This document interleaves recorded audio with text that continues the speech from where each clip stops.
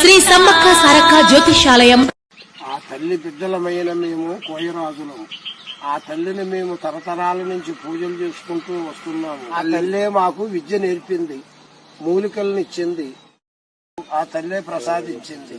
ఆ వైద్యాన్నే మేము కోయరాజులమై మేము తాతలకు తీసుకొని ప్రజలందరికీ మేము బాగుండాలని ఇస్తున్నాము. తీసుకున్న ప్రతి ఒక్కరూ చాలా బాగున్నారు.